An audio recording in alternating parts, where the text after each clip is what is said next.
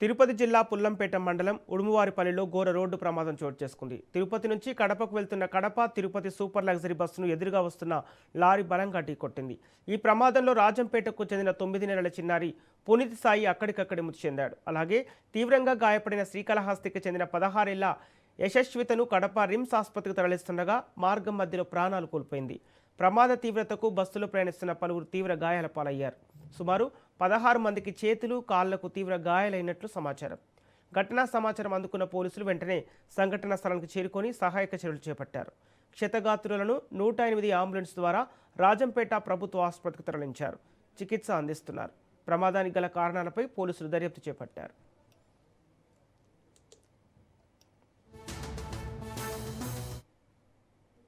ఇదే అంశానికి సంబంధించి పూర్తి డీటెయిల్స్ మా ప్రతినిధి హుస్సేన్ అందిస్తారు. హుస్సేన్, తిరుపతి జిల్లా పుల్లంపేట మండలం ఉడుమువారిపల్లిలో ప్రమాదానికి సంబంధించిన అప్డేట్స్ ఏంటి? Okay, thank you Sampath. Tirupati జిల్లా పుల్లంపేట జాతీయ రహదారి ఈ తెల్లవారుజామున నెత్తురోడుగాని చెప్పుకోవచ్చు.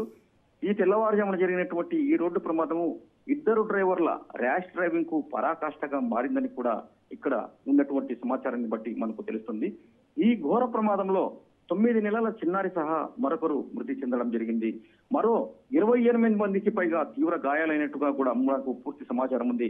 ఈ తెల్లవారుజామున మంచి నిద్ర సమయం కావడంతో అసలేం జరిగిందో తెలుసుకునేటువంటి సమయంలోనే ఆ ప్రాంతమంతా భీతావహంగా మారడం అక్కడి వారిని కలిసివేసిందని చెప్పుకోవచ్చు. తిరుపతి జిల్లా పుల్లంపేట మండలం ఉడుమువారిపల్లె వద్ద జరిగినటువంటి ఈ ప్రమాదం స్థానికంగా ఒక్కసారిగా అత్యంత విషాదకరమైనదిగా మారింది. తిరుపతి నుంచి కడప వైపుకు వస్తున్నటువంటి ఆర్టీసీ బస్సును అదే కడప నుంచి తిరుపతి వైపు వెళ్తున్నటువంటి ఒక లారీ ఒక్కసారిగా ఢీకొంది. ఎదురెదురుగా 2 వాహనాలు కూడా విపరీతమైనటువంటి స్పీడ్ తో వస్తుండటంతో బస్సులో కుడివైపు కూర్చున్నటువంటి ప్రయాణికులంతా తీవ్రంగా గాయపడినట్టుగా కూడా పూర్తిగా మనకు సమాచారం ఉంది. అయితే ఈ ప్రమాదంలో కడపకు చెందినటువంటి పునీత్ సాయి అనేటువంటి 9 నెలల చిన్నారి అక్కడికక్కడే చెందగా శ్రీకాళహస్తికి చెందిన యశ్విత అనే 16 ఏళ్ల యువతి తీవ్రంగా గాయపడింది. అయితే ఈమెను హుటాహుటిన కడప రిమ్స్ కు తరలించేటువంటి ప్రయత్నంలోనే ఆమె మార్గ మధ్యంలో కూడా మృతి చెందడం జరిగింది. ఇదిలా ఉండగా మరో 28 మంది పైగా ప్రయాణికులకు కాళ్ళు చేతులకు తీవ్రమైనటువంటి గాయాలు అయినట్లుగా కూడా ఉన్న సమాచారం ఉంది. మరికొందరికి కాళ్ళు చేతులు తెగిపోయాయనేటువంటి విషయం కూడా మనకు తెలుస్తుంది. అయితే వీళ్ళందరినీ కడప రిమ్స్ తో పాటు తిరుపతి స్విమ్స్ హాస్పిటల్ కు తరలించారు.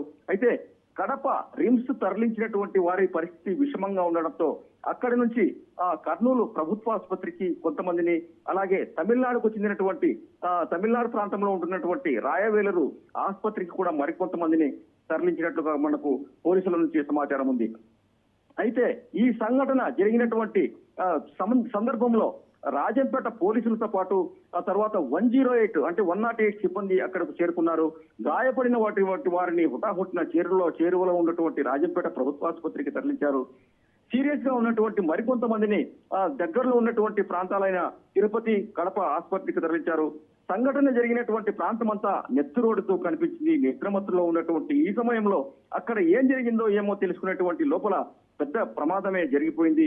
ఈ పెద్ద ఎత్తున ఈ 2 వాహనాలు ఢీకొనడంతో అక్కడ వచ్చినటువంటి సౌండ్ తో దగ్గరలో ఉన్నటువంటి ఉడుమువారిపల్లె గ్రామానికి చెందిన వారు అక్కడికి చేరుకొని సహాయక చర్యల్లో పాల్గొన్నారు. ఏది ఏమైనా ఇద్దరు డ్రైవర్ల నిర్లక్ష్యము ఎంతో మంది ప్రయాణికుల కుటుంబాల్లో తీరని విషాదాన్ని మిగిల్చిందని చెప్పుకోవచ్చు.